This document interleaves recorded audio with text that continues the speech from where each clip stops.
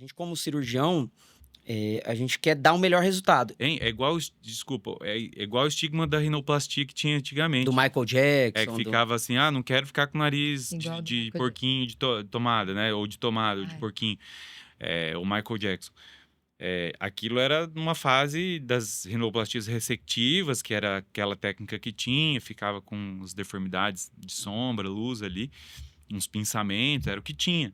Então era um estigma. Hoje são rinoplastias mais muito naturais, mais naturais, fica uma beleza ali, né? Então, mais acho que é individualizado, esse né? o caminho, mais individualizado. Ouvir o paciente é a parte muito importante, que muitas vezes, não, só tem que desentortar seu dente aí, senta aí nessa cadeira, vamos desentortar esse dente aí. Mas muitas vezes são outras queixas, o sorriso gengival, Não mostrar os dentes. não mostrar os dentes e o desentortar que ficou lindo, maravilhoso, mas ficou bonito com um afastador mostrando todos os dentes, é isso? E o rosto, né? Então, escutar o seu paciente, enxergar ele como um todo, acho que para mim é isso que mudou o jogo dentro da nossa clínica, né, também. E depois de conversar com o paciente e interrogar, o paciente não solta, mas depois de um tempo, eu não estou usando. Eu uso só para dormir, eu uso só para quando eu estou em casa. Então, esse perfil do paciente para usar alinhador, seja para preparo para cirurgia ortognática ou ortodontia simples, sem ser envolvendo o caso ortocirúrgico, é muito importante. Entendeu? Nenhum paciente está disposto a ficar 5 anos, 6 anos, 7 anos de aparelho, igual a gente via na realidade lá no ambulatório do Hospital Tatuapé. Assim, eu já estava numa busca muito ferrenha, assim, atrás de ser melhor cada dia em cirurgia ortognática. Essa era a minha obsessão da vez, né? E eu só falava isso, eu só estudava isso, eu só ia atrás disso, eu só ia em congresso disso, eu só fazia curso disso. E o residente foi um meio ali que eu tinha quem estava comigo estava me acompanhando, entendeu? Quem quis acompanhar, acompanhou.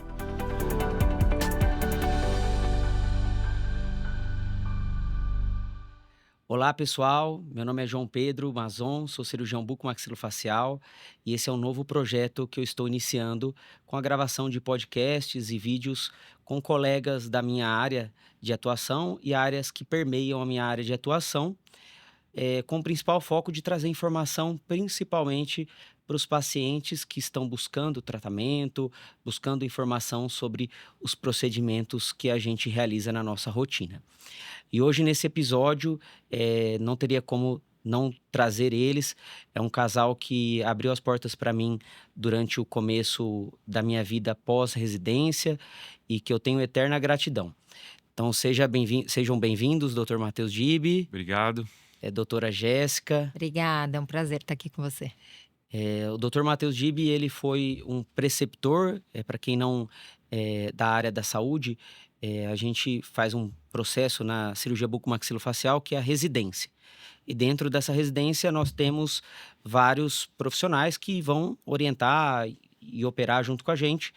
E o Dr. Matheus foi um desses profissionais que eu operei e aprendi a operar com ele. E a conheci de tabela, entre aspas, a doutora Jéssica, que não é cirurgiã bucomaxilofacial, é ortodontista, é esposa do Dr. Matheus e é empresária e também dona da clínica onde eu atuo de bioortognática. Tudo que eu atuo e realizo hoje dentro da cirurgia ortognática eu devo a eles que realmente abriram a porta da casa deles. Eu, no começo, almoçava junto com eles, a gente ficava até 10, 11 da noite fazendo as coisas antes de terem um sistema. O modelo de negócio eu aprendi também com eles, como lidar com os pacientes que estão infelizes com o resultado, como lidar também com o sucesso quando as coisas dão certo. Então, assim, eu vou ser eternamente grato por tudo que eles fizeram na minha carreira, na minha vida. Eles transformaram a vida da minha família, possibilitaram eu ter uma família. Depois que eu conheci eles, eu consegui casar, comprar alguns bens. Então, eles transformaram o trecho da minha vida. Então, independente da parte profissional, eles mudaram também o trajeto da minha vida e mudam a de vários pacientes que atuam e que buscam atendimento deles. começando agora o podcast, depois dessa introdução, acho que vamos começar primeiro com as mulheres, né? Não tem nada mais digno do que começar com uma mulher. Jéssica, você nasceu, acho que num berço que via ortognática, entre aspas, porque quando você estava na sua graduação, você fez um estágio, né, no Hospital do Tatuapé, que foi onde eu fiz a residência. E lá, acho que foi durante o estágio, né, conheceu o Dr. Matheus. Então, você é um ortodontista que viveu ortognática desde o começo da carreira profissional. Porém, isso não é realidade. E a gente sabe que o ortodontista, às vezes, tem uma aula de preparo, 2 aulas. Durante a especialização, às vezes, não tem contato com pacientes cirúrgicos. Então, eu queria saber como que você tem essa visão, você que tem essa experiência, e como ortodontistas que não têm essa visão veem a cirurgia ortognática. Se eles têm medo de indicar ou não, o que essa visão sua, que tem esse contato direto, e o que você escuta dos outros profissionais que não têm esse contato direto? Eu fui um pouco contra a maré da ortodontia. Quando eu comecei a ortodontia, na especialização de ortodontia, Matheus me indicou alguns pacientes para o curso de pós-graduação. Então, primeira vez que eu colei um bracket na vida foi um paciente cirúrgico. Então, que é nossa paciente até hoje, inclusive. Foi numa paciente cirúrgica, um caso super complexo que já tinha feito. Então, eu comecei com casos complexos. Eu comecei com a cirurgia ortognática. Acho que tinha 10 pacientes dentro do curso de pós-graduação, 7 eram de preparos cirúrgicos. Uma, porque ele não tinha para onde indicar, porque ele era residente na época, e outra porque ele precisava resolver aqueles casos. Ele falou, então vai para o curso. Isso não é uma realidade dentro de uma pós-graduação. Por quê? Numa pós-graduação, você tem 2 a 3 anos de especialização e você demora para começar a colar um aparelho, os casos demoram a andar, se o paciente falta, ele só vai no outro mês. Então, os casos são casos mais demorados. Então, normalmente você não vê nem o fim do caso que você começou dentro da especialização. Então, isso faz com que não tenha tantos casos dentro de uma especialização de ortodontia. E a procura também dos pacientes. Então, você já não tem tanto contato na sua especialização. Outra as pessoas vêm de uma mentalidade antiga. Ortognática só no extremo. Vamos tentar primeiro a ortodontia, depois a gente vai, se não der, vai para a ortognática. Isso já vem dentro da cabeça. Então, profissionais que fizeram outros cursos, antes especializações ou em outras graduações, já tem isso na cabeça, que você... Vamos tentar primeiro a ortodontia. Não vê, lógico, casos muito grandes, sim, mas assim, não vê o paciente como um todo, vê como um dente só que precisa desentortar. Ainda é assim. Conclusão, né? Não enxerga a face. Ainda é assim em muitos casos. Melhorou muito, né? Eu acho que não tem nem o que falar nesses 15 anos que a gente está junto, mas ainda é uma coisa que vem ainda os pacientes. Eu tentei 7 anos de ortodontia e depois, no fim, para o meu ortodontista falar que fez tudo que podia e agora tem que ir para cirurgia. Só que aí vocês, como cirurgiões, têm que dar uma notícia muito ruim. Falar, tá bom, agora você vai ter que voltar tudo atrás. 4 extrações, ou você vai ter que distalizar tudo, colocar os dentes todos para trás. Isso é um balde de água fria para o paciente. Então, é muito difícil isso, né? Então, vocês tiveram que achar meios para solucionar. Não esperar mais 2 anos para operar, vocês tiveram que ir atrás desse, porque é um gap muito grande que ficou de muitos pacientes, muitos retratamentos, né? Então, hoje a nossa clínica tem muito paciente cirúrgico, que não é o normal de uma clínica que tem ortodontia. Muito retratamento.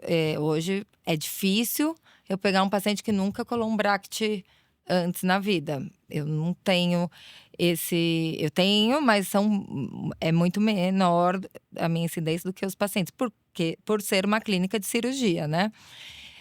Mas com a evolução da cirurgia ortognática e com a internet, que eu acho que ela tem 2 viés, a internet, mas um que foi muito bom, tirar os paradigmas da cirurgia ortognática. Ela não é um bicho de 7 cabeças, ela não é uma coisa que vai deixar o paciente tomando sopa 2 meses, não é isto. Então, isso melhorou, ou ele achar um paciente que ele ia ter que eu nasci com queixo pequeno, então eu vou ter que morrer com queixo pequeno. Ou eu nasci com queixo grande, eu vou ter que... É isso.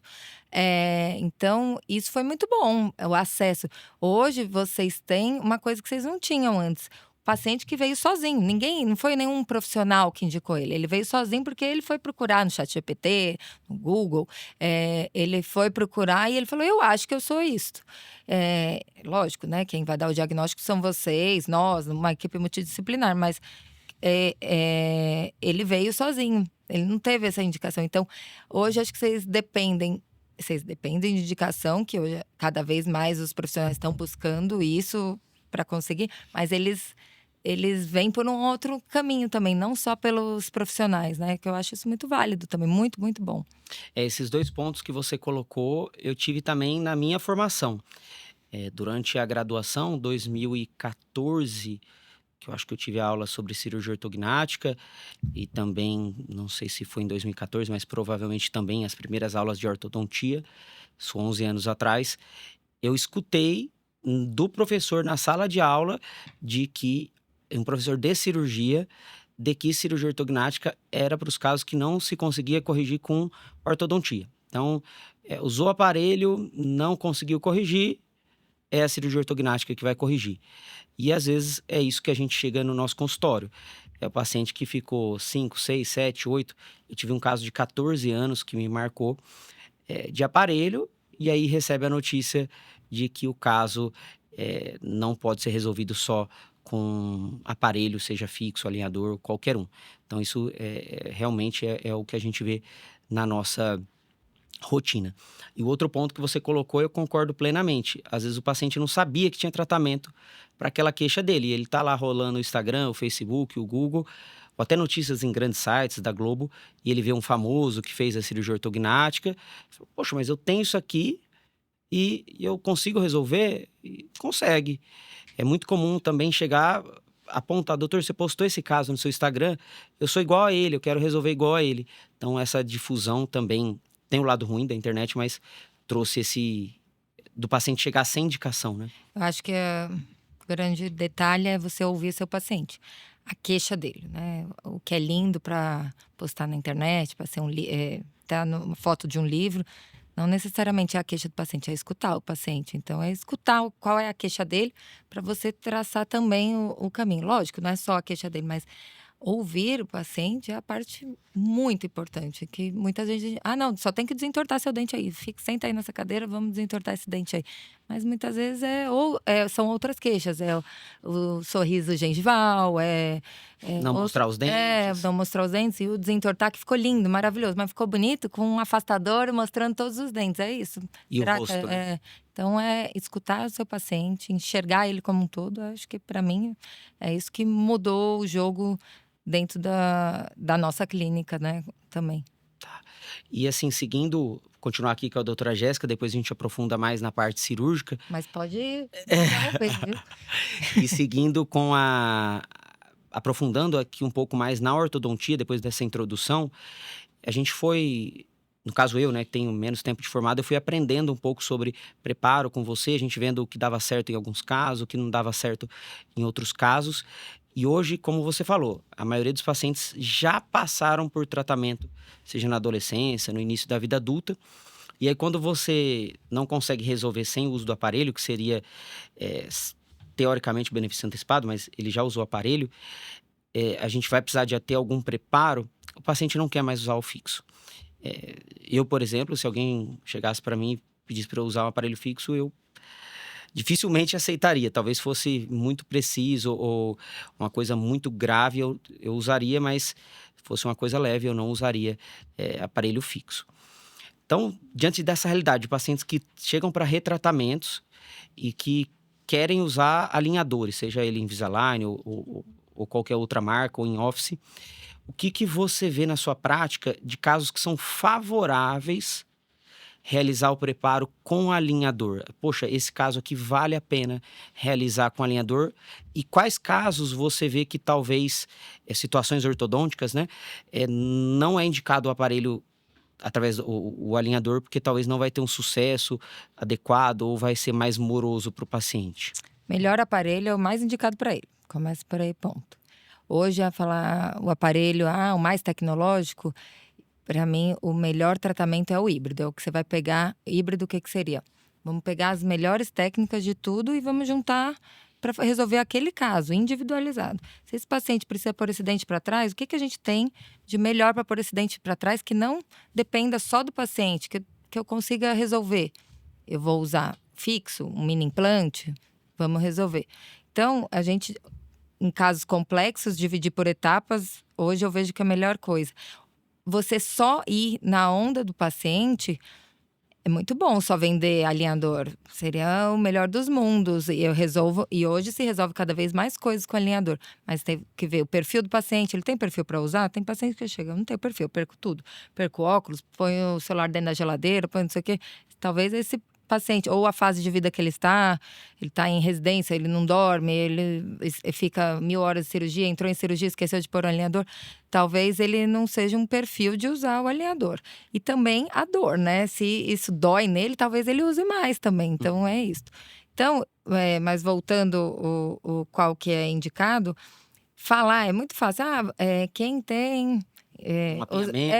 usar termos técnicos, eu acho que não é isso para o paciente. Eu acho que tem que individualizar, a gente tem que pegar o que tem de melhor. Graças a Deus, muita gente já estudou, tem muita coisa, mais do que consolidado, pegar o que tem de melhor. Pode ser que você tenha que usar muitas coisas juntas e que vai resolver muito mais rápido. Eu acho que o paciente quer isso, quer resolver rápido. Quem já usou muito tempo de aparelho não quer mais ficar 5 anos de aparelho.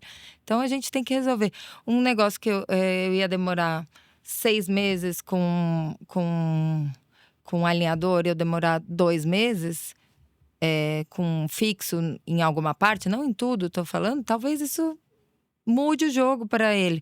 É pouca diferença? Mas isso tem que ser estudado. Não é para todos, tem muitas coisas que a gente consegue sim só com alinhador, e que é o que vem buscar hoje, mas eu acho que eu tenho certeza que não é jogar o jogo só do que se paciente vende. quer, se vende. Do que se vende. E o paciente quer porque ele não sabe, ele vai querer sempre o melhor para ele. Eu tenho certeza, você sabendo explicar, ele vai querer o melhor para ele. A parte educacional, né, do paciente, mostrar o que vale a pena. E essa questão do alinhador, ter o perfil do paciente, isso é uma verdade absoluta, se pode-se ter essa redundância.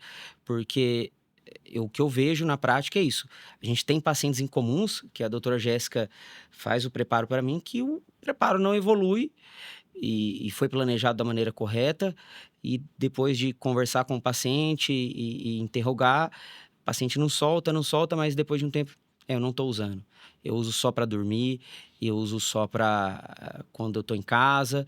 Então, esse perfil do paciente para usar alinhador, seja para preparo para cirurgia ortognática ou ortodontia simples, sem ser envolvendo o caso ortocirúrgico, é muito importante. E agora vamos mudar um pouquinho aqui, falar um pouco de cirurgia. Como eu apresentei, o Dr. Matheus foi meu preceptor, aprendi cirurgia ortognática com ele. E o que eu vejo assim nos livros, e escuto de profissionais mais experientes, aí, que atuam desde a década de 80, 90, e eu vou sedimentando esse conhecimento, que a cirurgia ortognática pouco mudou do que era feito na década de 70, 80, 90, até metade dos anos 2000. Então, eu acho que um cirurgião que operava na década de 80 era igual a um cirurgião que operava na década de 90, nos anos 2000. Só que a minha formação já foi diferente. Eu tive, na residência, uma metodologia cirúrgica, um passo a passo cirúrgico. E 2 anos depois, trabalhando na mesma clínica, a gente já mudou, não completamente, mas talvez significativamente, tanto a forma de planejar quanto a forma de executar a cirurgia. E daqui 2 anos, provavelmente a gente vai fazer diferente do que a gente faz hoje. Como que você vê essa mudança que tem tido atualmente? E como foi quebrar paradigma, né? Porque é muito fácil você estar fazendo uma coisa que dá resultado, que dá certo, e você falar, eu vou mudar. Que foi o que a gente fez.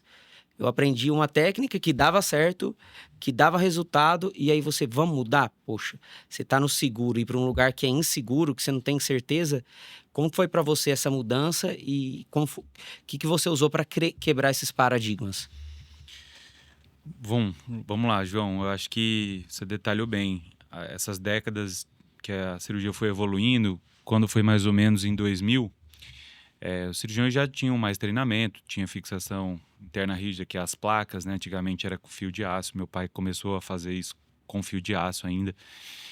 E quando eu comecei, eu tinha que pegar aquilo que era muito antigo, que eram aquelas cefalometrias medidas em ângulos, depois traduzir aquilo para medidas lineares, e o planejamento estava tendo evolução, né? A gente ainda não tinha acesso a planejamento com computador, e era tudo feito de uma forma muito rudimentar, né? Décadas assim, né? Com gesso, resina acrílica, fazendo uma cirurgia laboratorial ali, fazer aquele monte de pó de gesso, todo mundo saía sujo para construir os guias. Isso, para a migração do digital, não foi tão difícil, porque a gente estava em busca de mais eficiência, em busca de mais precisão. Então, assim, a tecnologia ajudou. E essa transição, ela foi às custas do meu interesse e de um investimento alto. Então, eu tive que investir num software que era inacessível para quando eu comecei, mas que foi passando os anos, aquilo ficou mais palpável, então eu fui atrás. Depois foi uma insistência minha absurda de aprender e dominar o software, porque eu nunca gostei de videogame. Mas quando eu estava com o software na mão, eu ficava um dia inteiro mexendo, vai lá, volta um caso, volta, até eu fazer aquele fluxo rápido, perfeito, sem nenhuma alteração. Então, assim, aquilo foi legal para mim. Agora, falando em evoluções na cirurgia, eu vejo dois pontos aí que eu posso listar. Um foi de técnica, né? Então, a técnica cirúrgica que eu aprendi no começo, eu queria fazer técnicas mais avançadas que eu via que dava. Então, por exemplo, a osteotomia convencional que eu aprendi, a sagital. Aí eu queria aprender a do Wolford. Fui atrás de aprender aquilo e comecei a replicar aquilo de uma forma assim, sistemática. E com resultado. Não, e muito resultado. Eu adoro aquela osteotomia. Mas depois, quando a gente já estava indo para o caminho da cirurgia minimamente invasiva, eu tive a oportunidade de fazer num treinamento em cadáver a osteotomia mais curta, que era o que eu fazia lá no começo. Aí na minha cabeça eu falei, nossa, mas era mais simples, por que eu vou ficar replicando essa aqui que é um pouco mais difícil de executar, apesar dos pontos favoráveis que eu vejo? E aquilo abriu o caminho para eu voltar e fazer uma coisa mais antiga, mas que sempre funcionou e que ficou mais simples. Então, eu acho que essa transição, eu não tive dificuldade. O que eu tive que ter aí foi a cabeça aberta para um novo aprendizado. Então, assim, se você é muito fã do que você faz, muito apaixonado pelo que você faz, ao ponto de você ficar cego, você não vai evoluir. Então, eu acho que um dos pontos aí é você não ficar muito apaixonado e muito fã do que você faz. Lógico que você tem que gostar, mas você tem que estar aberto. E um outro ponto que eu acho que esse aí foi um marco que ainda assim tem essa barreira, os cirurgiões mais atentos assim já perceberam, e que isso é um ponto que mudou o mercado, são operar pacientes que já foram tratados com compensações, que é o benefício antecipado contemporâneo, que é uma coisa que eu venho falando. E assim, isso não começou na minha cabeça de uma forma tão óbvia. A gente começou a antecipar as cirurgias porque os preparos não ficavam prontos, entendeu? Nenhum paciente está disposto a ficar 5 anos, 6 anos, 7 anos de aparelho, igual a gente via na realidade lá no ambulatório do Hospital Tatuapé.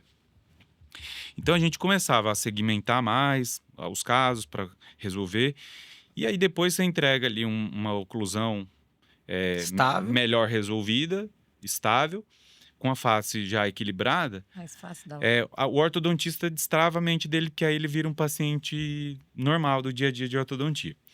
Então, esse foi o primeiro passo que a gente estava antecipando as cirurgias. Depois começou a ter os pacientes que já foram compensados. Então, o ortodontista que fez o primeiro, o segundo tratamento dele, compensou, de alguma forma acertou a oclusão, mas o paciente tem uma queixa facial. Se fosse raciocinar da forma antiga, a gente encaminharia esse paciente para a orto de novo, para desfazer todo aquele trabalho, 2, 3 anos. criar uma maloclusão, que é uma mordida errada, para aí depois operar. Então, assim, esse fluxo o paciente não vai topar, porque ele já está mais velho, ele não tem muito tempo para resolver isso.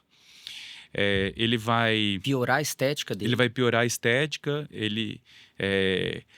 grande chance da gente não encontrar um ortodontista que saiba fazer isso, A adesão dele ao Entendeu? tratamento é muito menor. muito menor, e ele vai ficar frustrado. Então, quando você pega um paciente desse e você opera ele para resolver a parte facial, e não está muito ligado ali com a questão dentária, você passa a operar uma gama muito maior de pacientes, que é o que vem hoje na clínica, é o que a gente chama de paciente contemporâneo. Então, é o tratamento contemporâneo para um paciente contemporâneo. Aí, se a gente tiver um questionamento assim, tá, mas aí você não vai olhar para a angulação dos dentes? Não, porque o ortodontista também não olhou, ele aceitou aquelas Deixar compensações. dessa forma. E aquelas compensações, de certa forma, está estável. Então, ela vai continuar daquele jeito, mas ela vai ter uma face melhor. Então, isso não desabona o tratamento. Então, isso aí foi uma mudança, igual você falou, né? Foi uma mudança, só que ela foi acontecendo aos poucos e hoje ela é muito clara para nós por causa do volume de paciente que a gente operou nos últimos anos aí, que já deve ter passado de 1.000 pacientes.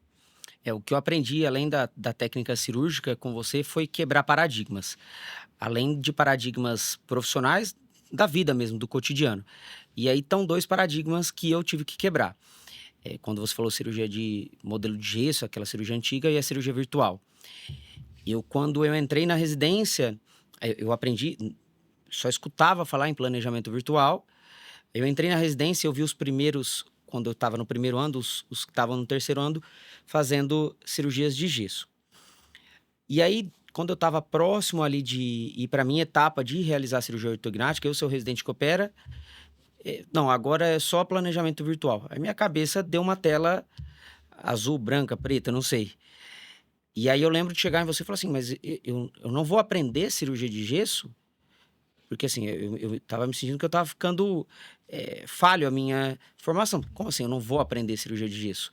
Eu só vou fazer virtual? Você falou assim, mas pra que você vai aprender cirurgia de gesso? Não vai existir isso mais, não vai se realizar mais, isso demora um dia para você fazer, coisa que no planejamento virtual se faz em 30 minutos. Eu lembro que eu fui para casa ainda, assim, meio insatisfeito com a resposta. Pô, eu não vou aprender, e se eu chegar num lugar e alguém falar, você fez cirurgia de gesso? Eu vou falar que não fiz. Vou me sentir minha formação defasada. E depois de um pouco tempo eu já digeri isso, falei, tem total clareza isso, porque para que eu vou aprender uma coisa que não se faz mais? Ainda se tivesse alguma aplicabilidade, tudo bem, mas não se faz mais. E outra coisa também da quebra de paradigma, além da técnica cirúrgica, é essa da indicação. Porque durante a residência, o que eu aprendi lá na aula da graduação, e durante a residência, o paciente tinha que estar de aparelho e tinha que fazer preparo. Isso, eu não lembro, na residência, de todos os casos que eu operei, nenhum ter feito preparo. Acho que todos fizeram preparo. E aí eu formei, fui atuar na clínica de vocês, aí, sei lá, os primeiros 6 meses eu mandava todo mundo fazer preparo. E aí eu operava de 10 casos, eu operava 1. E aí, João, a gente começou junto, né? Você um pouco antes, mas junto mudar esse paradigma de que não é só esse oclusão, modelo, né? Esse modelo de atender o paciente, modelo de negócio, modelo de abordagem, e mais voltado para a face. Não é que não olha a oclusão, né? Mas é mais voltado para a face. E falando, só retornar um pouquinho, falando em residência, você foi quanto tempo preceptor? Seja 2 hospitais, né? Mas quanto tempo? Eu acho que foi uns 8 anos em cada um. 8 anos. E o que você vê na sua formação, já sendo preceptor, que agregou, assim? Isso era uma responsabilidade, então você tinha que se aplicar mais para atuar com os residentes, ou você talvez tinha que estar preparado para poder ensinar, então isso estimulava você estar em constante evolução. O que como preceptor, você acha que agregou na sua formação? Olha, sem dúvida, foi uma fase que me acrescentou muito como profissional, porque eu tinha que ensinar, né? Assim, eu já estava numa busca muito ferrenha, assim, atrás de ser melhor cada dia em cirurgia ortognática. Essa era a minha obsessão da vez, né? E eu só falava isso, eu só estudava isso, eu só ia atrás disso, eu só ia em congresso disso, eu só fazia curso disso. E o residente foi um meio ali que eu tinha quem estava comigo estava me acompanhando, entendeu? Quem quis acompanhar, acompanhou. E aí, então, duas coisas que, olhando hoje para trás, eu acho um pouco engraçado, mas que foi muito bom. Primeiro que era muito novo. Eu era um cirurgião de 20 e poucos anos. Ensinando outros de 20 e poucos. Ensinando outros de 20 e poucos, eu tive velho. residentes mais velhos. Então, eu era o chefe. Uma responsabilidade imensa no hospital público, entendeu? Com pacientes com casos complexos. Mas eu nunca tive medo, porque eu me preparei, eu fui atrás, eu busquei muita coisa fora e eu estava no momento de aplicar aquilo. Então, assim, o que eu estava aprendendo fora, eu não tinha condição de aplicar na clínica diretamente, porque eu ainda não tinha paciente suficiente. Entendeu? Então, para cada 10 que eu operava no público, eu operava um particular. Então, assim, minha curva de aprendizagem, ela acelerou por causa do número. Ela acelerou porque quando você ensina, você aprende 2 vezes. Ou seja, eu estava aprendendo, porque eu sabia a teoria, mas quando acontecia uma complicação ali pela primeira vez, eu tinha que dar as diretrizes de como tratar, mas eu estava vendo aquilo pela primeira vez. Só que eu tinha que ensinar quem estava do outro lado, que era o residente. E aí eles aprendiam junto, mas aquilo estava na minha responsabilidade. Então, eu acho que essa parte de aprender junto, né, ensinando, me deu uma bagagem muito grande, né? Muito grande. Legal. E como a gente falou de cirurgia ortognática contemporânea, eu vou também falar um pouquinho dessa relação da cirurgia ortognática contemporânea com a ortodontia. Hoje, como você falou, os pacientes passaram por tratamentos ortodônticos compensatórios. O paciente ali tem uma oclusão, uma mordida adequada, pode ter algum desalinhamento dos dentes, algum grau de apinhamento, que seriam aqueles dentes encavalados, só que não tem a face bonita. E a gente vai fazer o benefício antecipado contemporâneo, que é esse paciente que já está sem aparelho, mas vai fazer a cirurgia ortognática. E benefício antecipado contemporâneo, porque não seria um benefício antecipado, porque ele já usou aparelho. E aí eu vou para a cirurgia e esse paciente quer fazer algum alinhamento dos dentes no pós-operatório. E aí eu indico o ortodontista para colar o aparelho para a cirurgia.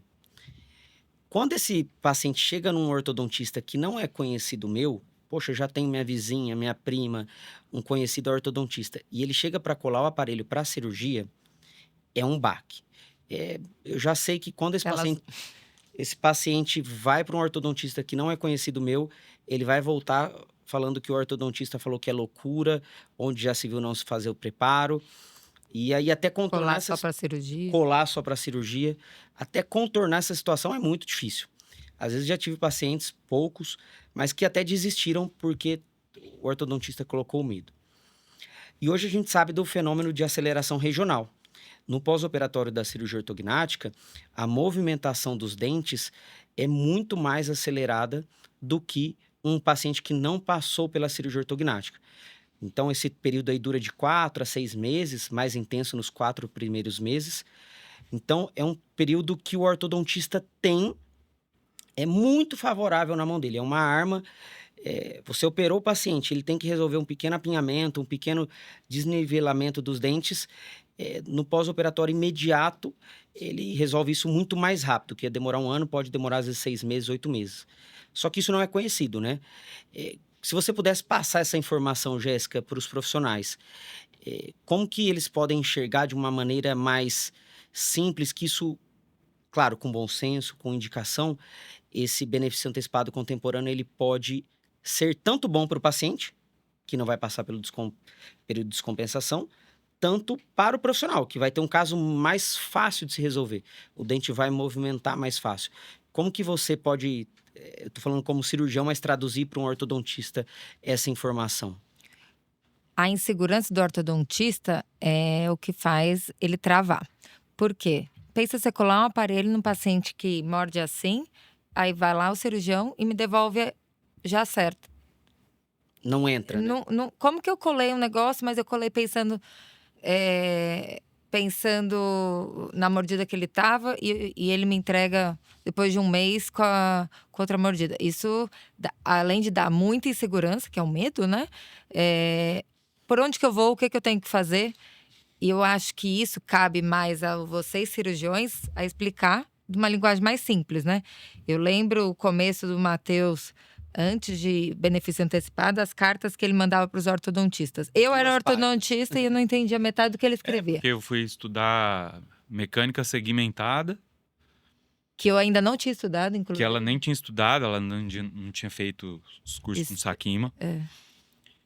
Porque eu falava assim, bom, eu tenho esse problema. Eu vou falar, por exemplo, um caso que tem a curva de espelho inferior muito acentuada, extrusão dos incisivos. Aí eu falava, bom, na mecânica segmentada, ele pode usar um arco de intrusão de 3 peças. Então eu desenhava ali, via a geometria acontecendo ali e o resultado. Só que com um fixo não é tão rápido, não é tão fácil fazer isso. E aí eu falava assim, esse caso que você pode colocar um arco de intrusão de 3 peças. Só que o ortodontista nunca tinha ouvido falar naquilo. Porque as técnicas não necessariamente se misturam, né? Aquilo é uma linhagem e a maioria trata com outra linha de estudo. Então isso, ao invés de me aproximar, me afastava dos colegas. Eles achavam que os casos eram mais difíceis. Eu acho que isso era uma barreira. Né? Ignorar, tipo assim, não entendi, pula essa parte, vamos pro próximo. Colar até o segundo molar, tá bom. Não consigo colar nesse segundo molar porque a mordida tá cruzada, então vai até o primeiro molar. Consigo colar até o primeiro molar, então vai até o premolar. Já começava que todo cirurgião pedia banda para todos os ortodontistas. Aí assim, o ortodontista não cola banda até no segundo molar, eles não colam. Quando eu descobri na orto que não precisava de banda, que um tubo colado, que é o mais fácil, servia para a mesma coisa. A mesma função? Aí a gente já foi, porque na cartinha, não era, Jéssica? Tava lá, banda no primeiro e segundo molar. E quantos casos você vê que tem banda no primeiro e segundo molar? Eu acredito que talvez os ortodontistas não poderiam gostar de você, talvez. Eu não sei. Mas eles não gostavam de cirurgia. Eu suspeito. Isso é o que se propagava e se propaga na cirurgia, mas o cirurgião que está pedindo para bandar, não, a banda é o anelzinho metálico lá. Para bandar primeiro e segundo, ele nunca bandou um primeiro e segundo e ele está mandando o ortodontista fazer uma coisa que ele não sabe para que serve. Eu acho que, assim, para o ortodontista ter uma relação melhor com o cirurgião, tem que ser uma linguagem simples. Simples é que o paciente entenda junto. Tem que ser simples nesse ponto.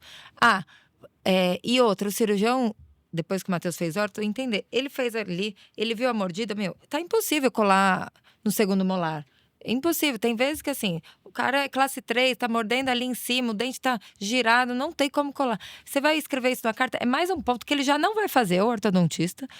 Ele não vai fazer, ele vai falar que, assim, ele fala, claro, é fácil pro cirurgião falar, né? Eles são imediatistas, eles só querem que resolva, é fácil. Você entender a dor do outro profissional, além disso ser maravilhoso, você se põe no lugar do outro. Isso melhorou a relação dele com os ortodontistas não é 100%, é 1000%, né? Hoje, eu vou te falar que ele não escreve para os ortodontistas próximos, ele não precisa mais escrever carta, eles trocam.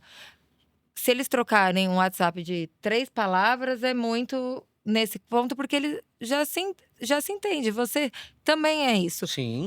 Então, entender. Então, assim, se coloca no lugar do outro. Você não precisa entender tanto de ortodontia. Qual é a prescrição do bracket. Não, é se entender. E é mecânica, é física. Cabe um bracket ali? Não cabe um bracket ali. Aí, entender o porquê. Um alinhamento, né? Por que você pede fio 19 por 25. Por que você pede fio 19 por 25, amarrilho em todos os dentes e gancho em todos os dentes? Quando a gente parou para perguntar o porquê, esse porquê não tinha a resposta que eu achava que tinha, que ele achava que tinha. Assim, por Tinha que a ver com a estabilidade. com e tal. estabilidade? Se o dente já está alinhado e nivelado, e no fio 0,20, ele não precisa ir pro 19 pro 25, Ah. porque às vezes ele vai começar a expressar erros ali de colagem e tudo, que antes você já estava bem resolvido. Ah, Ele pode fazer isso depois. Mas ele vai usar elástico depois, isso daí vai ser prejudicial. Ele vai usar elástico tanto tempo assim, o cirurgião? Ele vai usar elástico tanto tempo assim para expressar tanto isso daí? Com um mês o paciente está de volta pro ortodontista, né? Então, você pode mudar os elásticos. Então, entender o porquê. Amarrar bract a bract com amarrilho, tudo bem, depois de muito tempo, hoje eu faço muito rápido, mas isso requer mais tempo de cadeira, isso requer um outro clínico um também. outro processo, mais tempo de agenda. Ele precisa organizar. Uma pessoa que só vive de ortodontia tem que organizar a agenda. Fazer um fio cirúrgico, para quem não faz fio cirúrgico sempre, hoje eu consigo fazer um fio cirúrgico muito rápido. Tem vezes que vocês me falam, faz um fio cirúrgico aí, não tem nem espaço na minha agenda, viu? Mas assim, mas isso não é o normal. E não é que eu seja a melhor ou ele seja o pior, não é isso. É porque não tá no dia a dia dele. Sim. Então, para quê? Você precisa disso mesmo? Ontem mesmo, uma ortodontista, colega nossa, preciso fazer fio, colocar gancho em todos. Eu falei, os bracts têm gancho? Tem gancho. Eu falei, não, então coloca 2 em cima e 2 embaixo e o resto tem no bract e tá resolvido. Hoje vocês são muito mais delicados por entender esse lado, vocês não passam o fio pelos bracts na hora do meio. Usa os mini implantes. Usam mini implantes, então assim, vocês têm essa delicadeza muito maior. Com o paciente, claro, mas com a ortodontia também, porque querendo ou não, o bract é frágil, né? Com fio de aço aí amarrando lá, pode soltar um fio. Então, vocês têm muito mais essa delicadeza e o ortodontista caminha junto com você nisso daí. Então, essa clareza que o paciente entende, porque antes. Eu lembro do paciente falar, o paciente do Matheus, que ia para outros ortodontistas, nossos colegas, falava assim: por que eu preciso pôr um fio cirúrgico? Precisa pôr um fio cirúrgico porque ele vai usar no transoperatório durante a cirurgia. Ponto, acabou. Vai usar mesmo, né? Acho que revisitar, e sempre a gente vai ter que revisitar esses lugares. Precisa disso mesmo? Quando começou o boom de alinhadores, a gente falou assim: vai, opera todo mundo. Alguns casos, vocês precisam que colhe aparelho para ir para a cirurgia. E isso foi ressignificar. Falar, não dá para ir todo mundo sem aparelho. Alguns casos a gente precisa colocar aparelho. Outros não. Então, quantos? É individualizar cada caso, que é isso que vocês fazem. Isso que você falou, eu achei muito interessante. Que é você parar para refletir e falar, por que eu estou pedindo isso ou por que eu estou fazendo isso? Que você entra num flow, num fluxo, e que você acaba seguindo uma cartilha para todo mundo. Não no sentido de uma cartilha para o ortodontista, mas de um passo a passo de todo o processo. E eu recentemente tive num congresso, um simpósio, e que um cirurgião expoente, o Dr. Jonatas Klaus, falou uma frase que me marcou. Que ele é conhecido pela cirurgia minimamente invasiva, mas ele não falou essa frase. Ele falou assim, eu gosto da cirurgia minimamente complexa, o processo cirúrgico. Aí eu fiquei refletindo, porque na hora perguntaram se ele tinha na equipe 1.000 profissionais, acompanhamento com 300 profissionais, e que se fazia isso, aquilo. E claro, a gente tem uma equipe que a gente indica multiprofissional, quando necessário nutricionista, fisioterapia, mas o passo a passo do fluxo ficar minimamente complexo. Isso também eu concordo. Foi outro quebra-digma que na hora, assim, eu digeri muito rápido, porque fez muito sentido. Porque eu falei, poxa, tudo que você, com indicação e com bom senso, puder tornar menos complexo, é muito bom para todo mundo. Se um preparo puder ser menos complexo para o ortodontista, melhor para ele. Se for menos complexo para o paciente, ele tiver que usar só 6 meses ou 1 ano de aparelho em vez de 3, melhor para o paciente. E se o cirurgião puder operar mais rápido esse paciente, melhor para o cirurgião. Então, assim, eu comecei a ver que, às vezes, a super indicação de profissionais acompanhando, que é muito bom e é importante, mas o excesso talvez não seja bom. Assim, a físio, por exemplo, rotina. é indispensável, né? Dispensável. Então, o Mas paciente... todo o fluxo, né? Às vezes o próprio paciente fala assim, e fonoaudiólogo? O fonoaudiólogo é o seguinte, se eu colocar sempre um fonoaudiólogo, eu não vou saber o que ele vai fazer exatamente e vai ser mais um profissional ali que atua de forma assim, de deixar o caso mais complexo. Então, a fono, ela tem indicação, às vezes, antes da ortognática, ela vai continuar tendo indicação de fono, só que ela não precisa estar nesse Pacientes que têm processo. interposição lingual. Ou você atua antes ou depois, porque nesse processo, senão você vai deixar ele mais complexo. Aí, na sequência, eu acho que a Todo nutricionista. A nutricionista, beleza. Porque uma das coisas que mais impacta a cirurgia é a alimentação. Então, a gente já dá um direcionamento, né? Nós passamos um direcionamento básico, né? Uma orientação. Da consistência, dos dias que ele vai comer, de alguns ingredientes, de alguns suplementos. Mas aquilo, para ficar assim, mais claro para o paciente, dele fazer um cardápio, o que diversificar esse cardápio ou saber do alimento correto ali para ele ter os suportes que ele precisa de proteína, fibra, carboidratos. Aí ele precisa de um nutricionista. Só que o nutricionista, a gente indica para todos, mas aí ele já é menos acionado. Mas eu acho que esses dois são os principais. Ainda tem o orto, tem um anestesista que chega na época da cirurgia. Se você colocar, tem até a secretária que está ali orientando as coisas básicas, que já faz um filtro do que vai chegar pra gente. Exatamente, às vezes um concierge, alguma coisa para auxiliar o paciente, né? Para passar a visita. Aí tem profissionais como é que fala? Que vai assessorar o paciente ali na parte de relacionamento com o plano de saúde, tirar todas essas questões. Então, assim, é muita gente envolvida, às vezes que é uma coisa muito complexa. E tem vezes que inflar a equipe é mais ego nosso do que benefício para o paciente. Do que benefício do paciente. Tem uma hora, isso é processos, assim, que o paciente já não... É tanta informação para ele, por mais que pra gente... É que ele dá uma parada. Ele não vai gravar tudo. Ele não grava tudo. Aí você vai pôr mais coisas, tem que pôr o que é necessário, o resto você aponta e cada caso vai ter essa necessidade.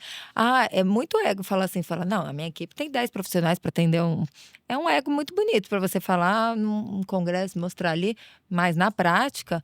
O que vale é o que é eficiente. Tem 10 profissionais, quantos o paciente conseguiu aderir? Numa agenda de São Paulo que a gente está, você acha que o cara consegue passar em 10 profissionais em pós-operatório? Aí ele vai deixar de ir na física porque ele foi na fono, que talvez ele não precisasse na fono naquela hora, ele vai precisar talvez na fono depois. E não estou tirando mérito de cada profissional. Todo mundo tem seu valor, mas a gente tem que entender qual é a dor. Se a gente não entender qual é a dor... O negócio não funciona. Se não tem processos simples e claros, nada funciona. O negócio tem que ser simples para a avó do paciente entender, a mãe do paciente entender e a filha dele entender. Tem que ser simples, uma coisa assim. Mas a filha de 7 anos, ela tem 7 anos, ela tem que saber que ele tem que beber líquido nesse período, que ele precisa se hidratar. É isso. Porque ficar inventando um monte de coisa. Essa bola que o Dr. Matheus levantou, sobre quando ele indica cada profissional, eu achei muito interessante até aproveitar para esclarecer. Na minha rotina, como que eu tenho feito?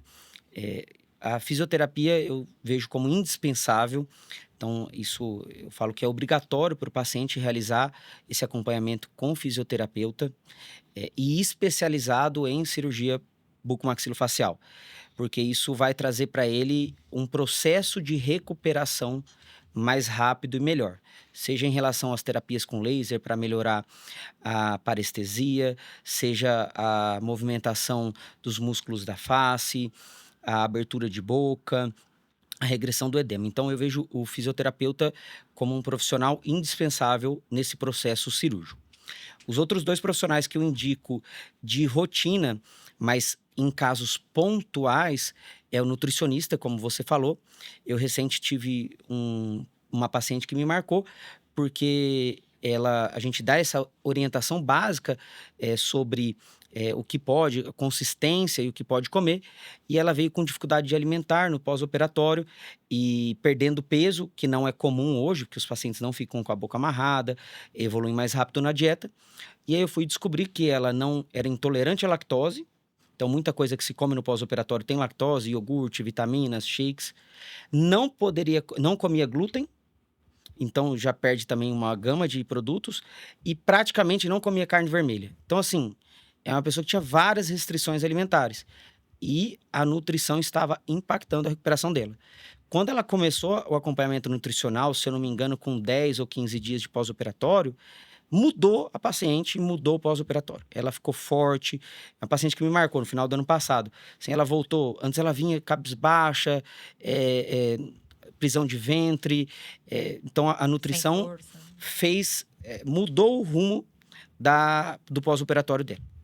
Então, nesses casos de pacientes que têm limitações com alguns E alimentos... esse detalhe, João, nossos formulários, né, são iguais, então assim, não é que você não indicou, você indicou. Indicou, tá lá na lista. A gente já dá esse documento indicando, só que às vezes o paciente, como a físio a gente já é mais enfático, já tá certo o que vai fazer. Agora, às vezes ele não comprou essa ideia que ele tinha que ir pro nutricionista. Aí acontece essas coisas, né? O melhor dos mundos seria que todos fossem, mas assim, não isso. é sempre que consegue. Isso tem, né, foi o que você disse. Custo financeiro, custo o de paciente tempo. está pagando ali cirurgias, ele está pagando você, ele está Os pagando honorários. anestesista, ele está pagando fisioterapeuta, Algumas vezes pagando o hospital. ele tá, Quando é particular. às vezes está pagando toda a cirurgia particular. material. Ele tem uma lista de farmácia que não é barata, assim, a lista é grande, né? De cuidados assim, tópicos, tudo. são custos relevantes. Então, às vezes, ele vai ponderar. Será que é mesmo necessário para trabalhar. nutricionista? Eu falo, olha, eu acho importante porque se é uma cirurgia que afeta a alimentação e a dieta, é uma das questões que a gente mais tem que bater forte na dieta. E é o nutricionista que vai ajudar, né? É porque a dieta, ela, além da recuperação do paciente, ela pode impactar no resultado da cirurgia ortognática. E como a dieta vai impactar no resultado da cirurgia ortognática? Algumas cirurgias ortognáticas, aqueles pacientes que são face curta, onde a gente vai abaixar o maxilar para mostrar mais os dentes, deixar o rosto mais harmônico, um sorriso mais aberto, essa cirurgia, ela é menos estável. Então, ele vai ficar mais tempo com uma dieta mais pastosa. E se esse paciente não se preparar, vai chegar um momento que ele vai estar de saco cheio e vai começar a comer alimentos mais duros e aí pode, não é certeza, mas pode comprometer o resultado da cirurgia ortognática. Mas, de uma forma resumida, eu indico de forma enfática a nutrição nesses pacientes que têm alguma dificuldade alimentar, alguma intolerância, restrições. Pacientes veganos. Pacientes que já fazem acompanhamento com o nutricionista, voltar ao nutricionista, porque tem gente, não... Vegetarianos, desculpa.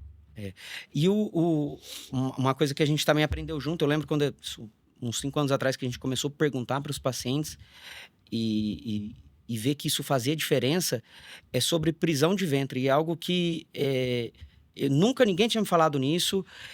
Não é minha área de atuação, eu nunca perguntei isso para um paciente sendo dentista.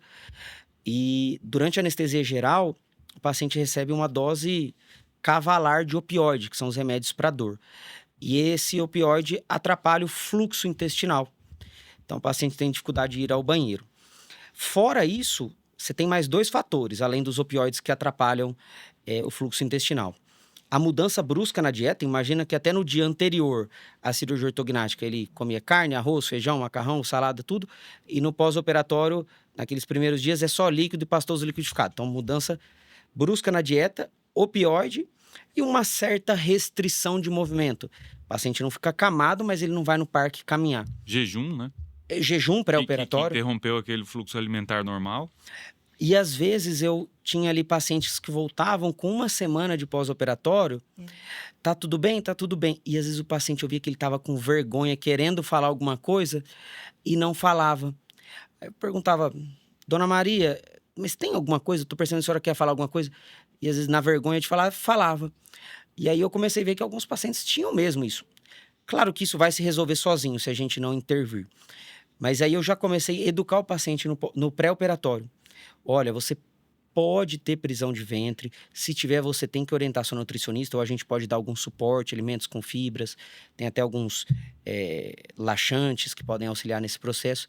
E que tive esse gancho na hora que a gente falou de nutrição, não estava na pauta, mas que eu achei que fez diferença. Você Não, vê isso na sua prática? faz diferença e o paciente que está ali com o intestino sem o funcionamento normal, isso vai impactar no humor. Aí o humor, ele é muito importante no pós-operatório, porque o paciente está num período difícil, com estresse pós-traumático que acontece. Muitas vezes essa alteração da dieta já vai dar ali, às vezes, fome mais rápido e toda aquela necessidade de adaptação, comer com colher. Isso deixa o paciente com um nível de estresse alto. Se o intestino não está funcionando, esse nível de estresse ele fica muito mais alto. Aí o coração dele tem uma frequência mais alta, que vai impactar no inchaço, aí às vezes não está com dor, ele começa a inchar por causa dessa frequência cardíaca, ele passa a ter dor. Então, assim, é uma coisa puxa a outra, sem contar a imunidade, que o intestino tem a ver, então, assim, a parte de reparação óssea, cicatrização das feridas, isso tudo impacta. E aí, isso vai se traduzir na experiência do paciente. Se ele ficar bem nessa questão fisiológica, o pós-operatório dele vai ser uma experiência mais tranquila. Teve um ano passado uma paciente que me marcou, por mais que eu orientei no pré-operatório, nossa cirurgia hoje, ortognática convencional, ela é 2h30, no máximo 3 horas, né? Você que tenha outros procedimentos adjuvantes. Mas foi uma cirurgia ortognática com rinoplastia, com enxerto de costela. Então a nossa cirurgia foi rápida, mas a rinoplastia, eu não lembro, mas algo em torno de 5, 6 horas. Você coloca mais 3 horas de cirurgia ortognática, 8, 9 horas, mas isso de cirurgia, só que teve a indução anestésica, acordar, tudo. E fora, então, o paciente recebeu opioide por muito tempo, ficou em repouso muito tempo, e também recebeu ali opioide no período de internação hospitalar. E aí, quando ela retornou na primeira semana, essa paciente estava, usar um termo aqui bem coloquial, estranha. O resultado do rosto normal, mas a paciente não falava, andava diferente. A gente começou, será que a paciente está evoluindo para uma trombose? Será que essa paciente está tendo alguma complicação que a gente não está entendendo, não está enxergando? E vai, conversa daqui, eu conversando com o cirurgião plástico. E aí eu perguntei, você foi no banheiro? Não, já fazia 7 dias que ela não ia. Aí a gente entrou com o remédio e no outro dia ela mandou mensagem, era outra paciente. Então, é algo que eu acho que não é falado, né? Não é comentado, porque não tem nada a ver com o rosto, com a cirurgia, mas foi algo que me marcou recentemente. E finalizando esse bloco da equipe multidisciplinar, então a gente já falou da fisioterapia, da nutrição desse caso, e da fonoterapia, que eu também tenho essas indicações, tá lá na nossa lista de profissionais, mas eu vejo indicação principalmente naqueles pacientes que já tinham indicação antes. Então, o paciente que era respirador bucal, então ele tem a tendência de ficar com a língua interposta, aquele paciente que tem mordida aberta, então esse é um paciente que provavelmente já precisa de uma avaliação para já receber essa educação, essa orientação, e também vai precisar do acompanhamento pós. E também, outro cenário que eu já indiquei e que eu vi um resultado muito legal da fonoterapia no pós-operatório é pacientes que precisam retornar a atividades que exigem falar muito e estar exposto ao público de forma rápida. Então, João, daqui 10 dias eu tenho que estar dando uma palestra, daqui 14 dias... E a fonoterapia tem uns exercícios, algumas terapias que facilitam a motricidade labial. Então, eu não sei sua experiência com fono, mas eu vi que nesses casos onde a recuperação da motricidade orofacial era rápida, a fono foi muito efetiva. A gente teve bastante experiência na formação da Jéssica. Com fono. Na equipe tinha uma fono, né? Doutora Vera Terra. Então, a gente sempre entendeu muito essa parte da atuação da fono. Importantíssimo. A importância e casos específicos não tem como não ter uma fono, mas isso aí que você falou vai muito de encontro aos pacientes modernos que precisam voltar logo à rotina, né? Eu falo hoje para eles que trabalhar é um dos melhores exercícios no pós-operatório, porque ele vai desfocar da cirurgia, ele vai voltar focado no trabalho, então de certa forma, ele vai ter que falar mais, ele vai ter que se expressar e acaba desenvolvendo mais rápido. Mas profissionais que a fala vamos dizer assim, o principal ativo, Você operou uma host de podcast, né? Um Uhum. podcast enorme, né?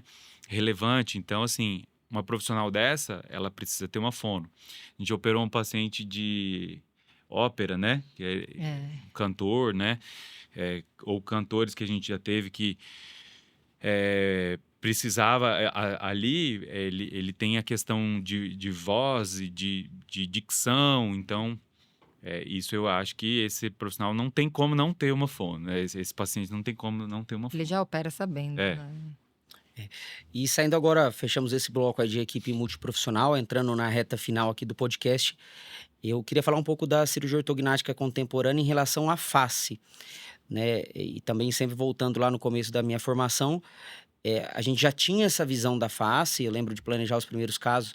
Puxa, vamos mostrar mais os dentes, vamos mostrar menos os dentes, vai projetar mais, projetar menos.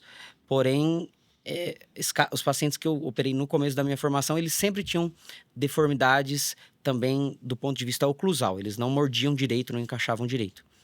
Mas hoje, a realidade talvez mudou, né? Eu não tenho dados aqui, eu poderia talvez pensar em algo em torno de 70%, 80% dos pacientes que me procuram, a queixa principal é a estética. Assim, dá para contar na mão os pacientes que chegam, doutor, eu quero morder direito, ou eu não mordo. Eu tive recente, acho que o penúltimo caso que eu operei Estética é campeão. é campeão lá em cima. Quando chegam falando que é só a mordida, assim, ele é um caso fora da curva, mas a estética é E campeã. os que chegam falando que é mordida, tem vezes que tem vergonha de falar pro cirurgião que veio aqui. Antigamente falar- tinha vergonha, mas hoje a gente Hoje já não. fala. A estética tem qual importância aqui pra você?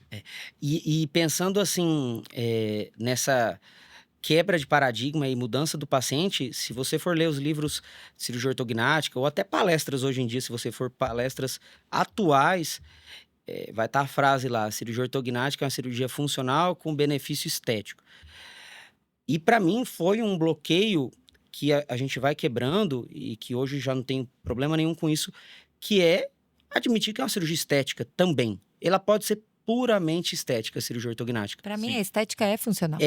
Isso, se a estética faz parte do bem-estar global do paciente. Funcional já engloba a estética. pra mim. E às vezes o paciente tem vergonha de assumir isso. O paciente não tem vergonha, às vezes, de assumir que vai operar uma mama para ficar com a mama mais bonita, vai operar um nariz para ficar com o nariz mais bonito. Mas como tem esse estigma, que a cirurgia ortognática é uma cirurgia para morder, para encaixar, são poucos, mas eu tenho pacientes que ficam: não, doutor João, não solta, não fala o que quer. Eu falo: você quer ficar mais bonita, né? Você quer mostrar mais os dentes? É isso que eu quero ficar mais bonita, eu quero ficar mais bonito. Eu falo: não tem nem problema nenhum. E aí a gente tem esses pacientes que vão fazer a cirurgia ortognática e vão sair da cirurgia com a mesma mordida antes e após a cirurgia, isso num cenário onde a mordida já é estável, já é ok, e que vai melhorar a estética. E dentro dessa gama desses pacientes, o que eu tenho visto mais é os pacientes que querem melhorar o sorriso, não é nem a projeção da face, é mostrar mais os dentes. Então, a última paciente que eu operei era uma paciente para mostrar mais os dentes, veio com essa queixa pontual, foi a frase que me motivou, que ela falou que me trouxe aqui a consulta.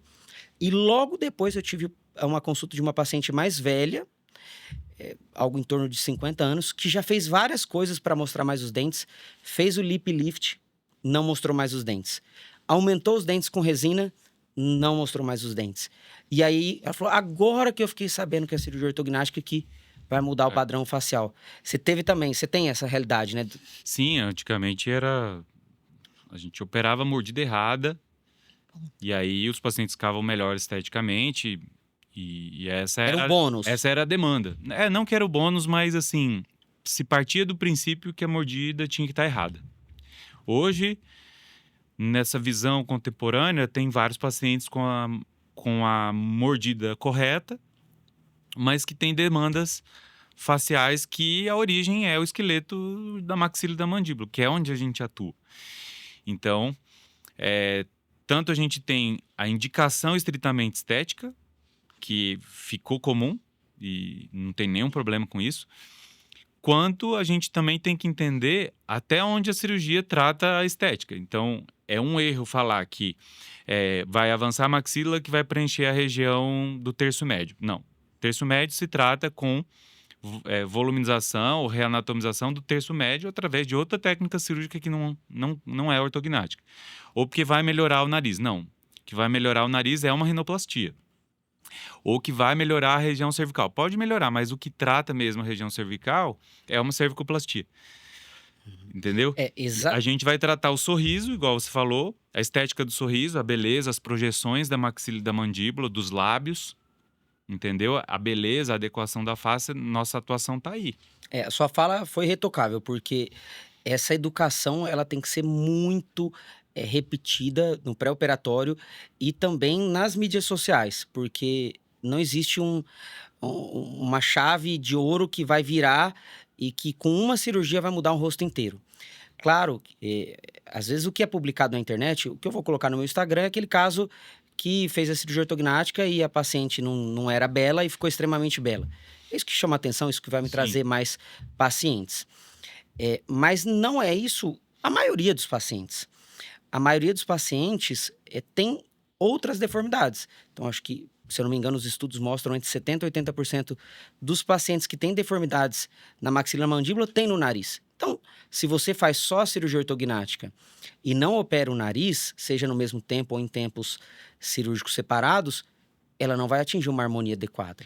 São resultados diferentes, né? Quando você vai potencializando com outras técnicas... Seja lifting... Vai chegando num nível de beleza mais alto, de proporção, de beleza, de harmonia mais alto. E até a parte odontológica. Às vezes o paciente, você vai melhorar a exposição dos dentes dele, mas se ele não tiver uns dentes bonitos, também o resultado também vai ficar pobre. Sim. Então, essa visão global de que a cirurgia ortognática não é uma cirurgia que vai resolver todos os problemas da face, longe disso, eu vejo que vai resolver uma pequena parte dos problemas da face.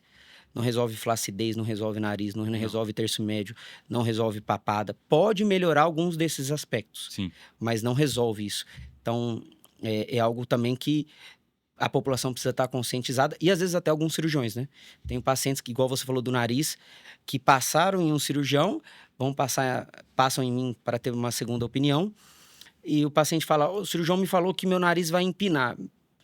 Olha, não é bem assim. O que eu quero, na verdade, é que seu nariz mude o menos possível. Eu já falo, seu nariz vai ficar parado e não vai mexer.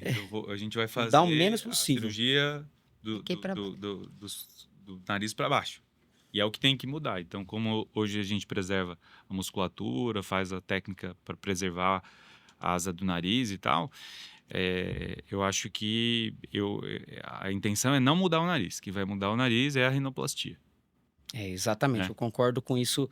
É uma visão que eu fui construindo, ainda mais tendo contato com o cirurgião plástico, fui tendo essa visão global. Pode melhorar a percepção no geral, né? Exato. Por exemplo, os birretrusos parece que tem um nariz enorme, só que aí quando você avança a maxila e mandíbula, é a proporção. Fala assim, o nariz diminuiu. Não, ele ficou parado, só que aqui foi pra frente, então a percepção no geral parece que ele tá menorzinho. Igual os pacientes que têm falta de queixo, né? E por algum motivo não tem indicação de cirurgia ortognática, não querem fazer, mas pode realizar a mentoplastia.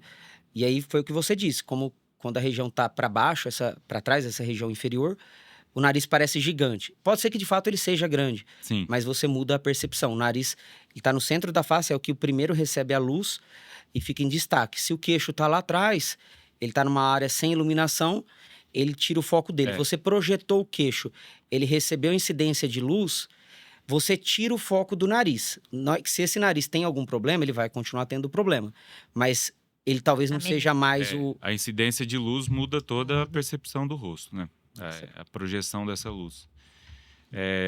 Teve uma coisa que você falou aqui que eu acho que é importante a gente contextualizar. Sobre essas mudanças, e aí a gente foi para o lado mais estético, entrou nos detalhes das cirurgias coadjuvantes, mas uma coisa que eu acho que era paradigma e hoje na nossa prática não a quanto esse paciente vai mudar, né? Exato. Porque assim, quando a gente operava pacientes com deformidades grandes, enormes, que era isso que se operava, é óbvio que a mudança era maior. Então, são aqueles casos impactantes que a gente põe um antes e depois e fala, nossa, transformou a vida dessa paciente, né? Isso é a minoria hoje, né? Só que hoje é a Esses minoria. Então, assim, como as deformidades são menores, as mudanças também vão ser menores. Mas não é que isso deixe de ser impactante, porque no olhar do cirurgião, e eu já fui esse cirurgião, que olhava uma mudança pequena e falava assim, nossa, Não mudou fez nada. Pra que mudou nada. operou? Operou para mudar muito pouco, então, assim, pode operar de novo e tal. Com a maturidade, a gente experimentou isso, que as mudanças pequenas, às vezes vão trazer um nível de satisfação maior do que as mudanças grandes, porque Exato. as mudanças grandes, às vezes, vai vir junto uma fase ali para o paciente se Uma reconhecer. dificuldade de... E as mudanças pequenas, não, você tratou ali aquela queixa pontual, não ficou querendo colocar a sua assinatura no rosto do paciente, isso tudo tem que ser alinhado antes. Mas as mudanças pequenas, na minha visão, trouxe assim, um nível de satisfação maior. O que você acha? Você concorda ou não concorda? Eu quando... Fazendo a pergunta para o entrevistado. eu basicamente, eu elenco 3 fatores que vão influenciar nessa resposta de quanto eu vou mudar. O primeiro fator é que antigamente, exatamente como você falou, as mudanças eram grandes porque as deformidades eram grandes. Então, a ortognática ficou com aquele estigma de que você tem uma grande mudança porque o paciente tinha uma grande alteração. Dentro dessa grande alteração, tem também as mídias sociais, ainda nesse primeiro ponto. Eu, por exemplo, publico nas minhas mídias sociais aquilo que eu vejo que tem mais impacto, porque isso vai trazer maior visibilidade, vai trazer mais pacientes no meu consultório. Aquele paciente que mudou pouco, eu publico também alguns casos, mas eu vejo que isso não vai trazer tanto impacto na minha prática profissional. Então, eu vejo isso, primeiro ponto, pacientes com grandes deformidades têm grandes mudanças e também a publicação nas mídias sociais dessas grandes deformidades. O segundo ponto que eu vejo é o planejamento virtual. Hoje o paciente junto com o cirurgião, e no nosso caso nós realizamos o planejamento virtual, é uma decisão compartilhada o quanto vai ser mudado esse rosto. A gente expõe o que a gente acha que seja talvez o adequado para aquele caso, que vai suprir o que o paciente tem de demanda, de objeção, dentro do que é aceitável estético e funcionalmente. Então, o segundo ponto que a gente pensa nessa mudança é planejamento virtual. Então, a gente tem uma previsão. O paciente não tem a certeza como ele vai ficar, mas facilita a comunicação. tem uma ideia. Que talvez no passado ele não tivesse essa ideia de como ele vai ficar. Nada, nenhuma. Era surpresa total. Total. Então, imagina desenhar num papel que era o que fazia, o traçado manual. E aí mostrar num papel ultrafã, transparente, com lápis importado que a gente comprava. Falar assim, vai ficar o perfil assim, cara, aquilo se era... nem um dentista enxergava, imagina o paciente entender. E a gente ainda demorou a aprender a fazer isso no papel. Então, o primeiro ponto, pacientes com grandes deformidades vão ter grandes mudanças. Segundo ponto, planejamento virtual vai trazer essa visualização para o paciente daquilo que ele vai ser mudado, daquilo que vai mudar no rosto dele. E o terceiro ponto, que hoje pacientes com pequenas alterações já buscam a cirurgia. Então, vão ter pequenas alterações. Então, para mim, a mudança de quanto ele vai mudar é o quanto ele tem de deformidade e o tanto que ele tem de queixa que a gente pode, dentro de um limite, abordar. Mas, sem dúvida, pequenas mudanças, quando é possível, elas trazem um maior índice de satisfação e um menor índice de insatisfação, pacientes menos satisfeitos com os resultados. Isso dentro de um bom senso. Aquele paciente que não tem o que fazer, ele tem uma grande deformidade, ele vai ter uma grande mudança. Mudanças maiores, né? Você tem alguns parâmetros que você vai planejar para essa mudança ser menor, mas você consegue ter uma previsibilidade maior. Aquela mudança que você encontra a prima que não via 1 ano, fala, nossa, você tá tão mais bonita, mas não sabe nem que operou. Essa é a mudança Pra que a gente mim, quer. isso é maravilhoso. É aquela... Lógico, nas grandes, não tem o que fazer, vai mudar e vai ficar harmônico e lindo. Mas essas pequenas, essa sutileza dessa Porque, assim, mudança... mudanças grotescas ou cirurgias que ficam um resultado muito forte, estigmatizado, né? Estigmatizado. Eu acho que a palavra é essa. Antigamente, você... Área de ortognática. No outro quarteirão, você via um paciente que... Você reconhecia um paciente que tinha feito ortognática. E hoje em dia, não. Hoje em dia, aquela questão do nariz, como o lábio reposiciona, a gente não fica forçando avanços para ficar uma coisa que não nasceu no paciente, deixa resultados mais delicados. Aí os pacientes voltam para o trabalho, em vez de o comentário de bastidor ser assim, nossa, tá estranho, né? Fez alguma coisa que a gente não tá entendendo. Os comentários passam a ser, nossa, você fez harmonização? É Você exatamente isso. emagreceu, você... Era exatamente isso que eu ia te falar.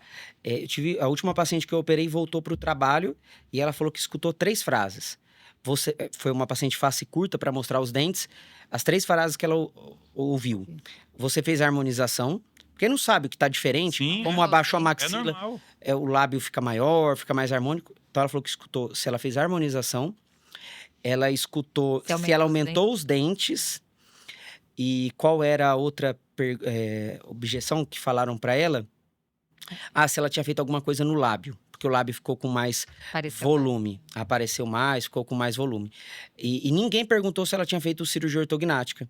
Então, tirou esse estigma de que é um paciente cirúrgico, né? E a gente reconhecia eles, né? O nariz largo, sem mostrar muito dente. E um ponto... Era comum, né? Era. E um ponto que a Jéssica falou, né? De mudar pouco, o paciente estar satisfeito, e que você falou do estigma. A gente, como cirurgião, a gente quer dar um melhor resultado. É igual, desculpa, é igual o estigma da rinoplastia que tinha antigamente. Do Michael Jackson. Que ficava assim, não quero ficar com nariz de Michael porquinho de tomada, né? Ou de tomada, ou de Ai. porquinho. O Michael Jackson. Aquilo era uma fase das rinoplastias ressectivas, que era aquela técnica que tinha, ficava com as deformidades de sombra, luz ali, uns pinçamentos, era o que tinha. Então era um estigma. Hoje são rinoplastias mais naturais. muito mais naturais, fica uma beleza ali, né? Então, mais acho individualizado. Que esse é o caminho, mais individualizado. E igual você falou do estigma e a Jéssica das pequenas mudanças, a gente como cirurgião, e você vai fazer o planejamento, às vezes coça a mão para você fazer uma mudança melhor, uma mudança maior. Poxa, esse paciente merece um avanço maior, esse paciente merece uma mudança maior, porque o resultado vai ficar mais bonito. Mas mais bonito aos olhos de quem? Pra quem, né? Pra mim, vai ficar mais bonito. E será que pra ele vai ficar? Aí, às vezes, a gente tem a confiança ali de poder ali usar mais, assim, o nosso toque. O paciente deu essa liberdade, a gente sente que o paciente está buscando essa mudança maior. Aí a gente fica ali com mais liberdade. Agora, tem pacientes que ele já fala, olha, mostra o gengiva, mas assim, se não esconder tudo, para mim mostrar um pouquinho, eu já vou ficar feliz. Cara, é aquilo. Eu acho que a gente passou um pouco... Ela já deu a letra que ela prefere. A gente passou um pouco dessa era, igual você falou lá no começo, de analisar ângulos, milímetros, em exames que são padronizados e uma população. Então, um autor americano viu que a face é bela em 50 pacientes, mas para uma face de um americano. Isso. Um europeu fez um estudo que o incisivo tem que estar naquela posição, mas naquele grupo de pacientes.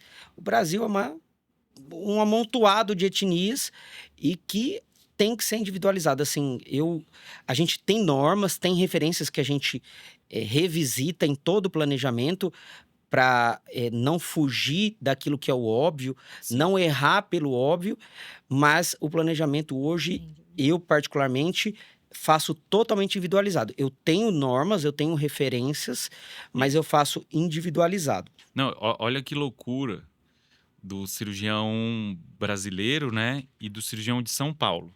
Vou ser... O Brasil, ele é um país de tamanho continental. Se você pegar a Europa lá, o tamanho da Alemanha, o tamanho da França, o tamanho da Holanda, Portugal. Assim, já começa por aí. Depois, as referências, né? A cirurgia veio ali uma parte da Europa, depois os Estados Unidos assumiu um protagonismo no cenário mundial e aí a Ásia ali tem suas particularidades, mas o Brasil nunca se destacou no cenário mundial.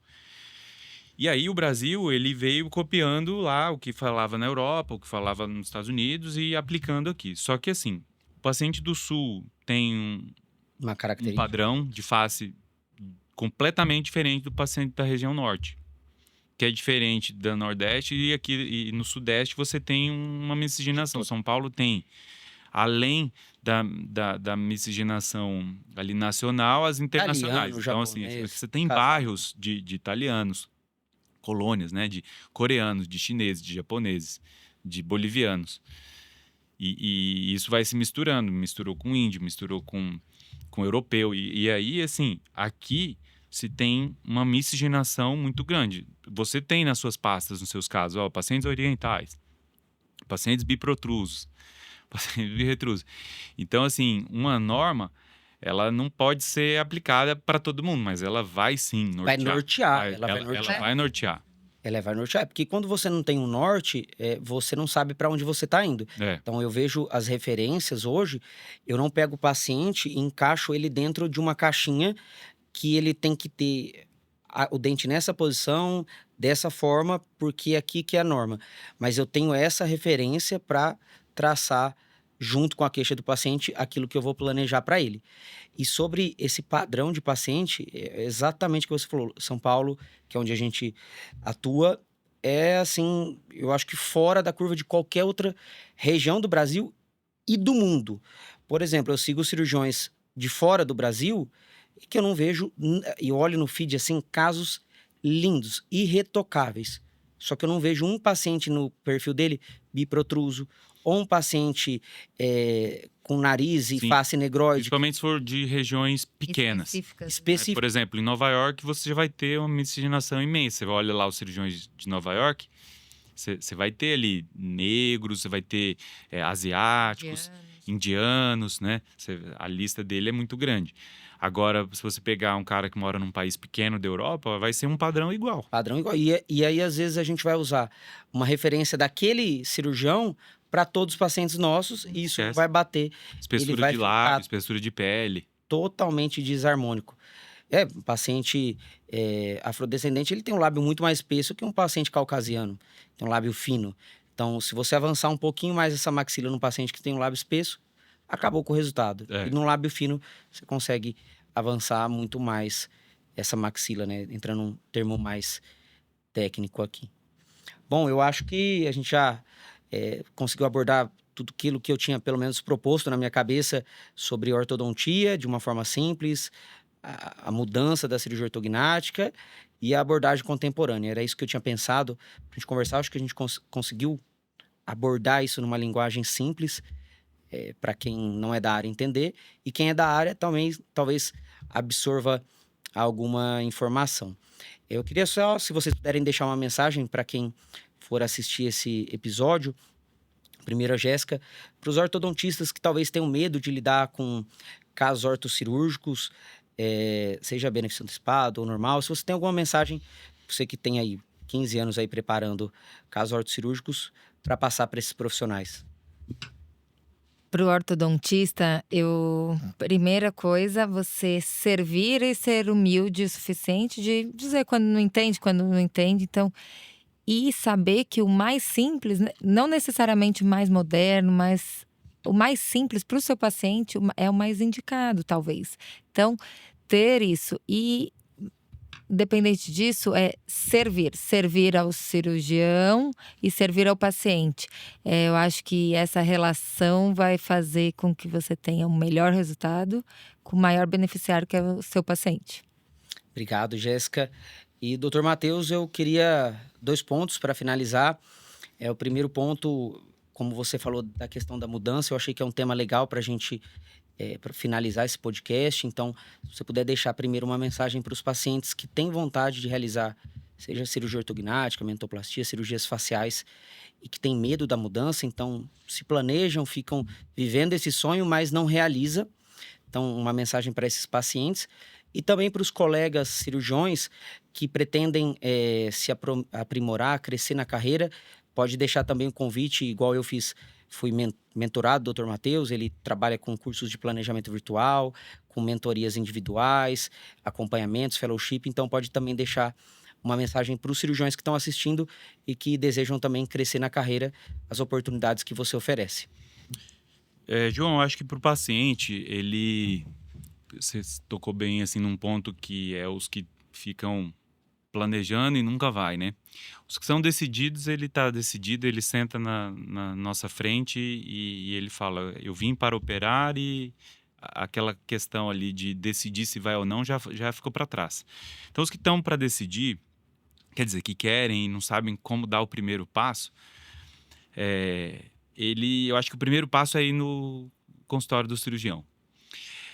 Se ele ficar com objeções de que aquilo não é para ele, ou que aquilo é muito complicado, ou que é muito caro, entendeu? Ou que é muito dolorido.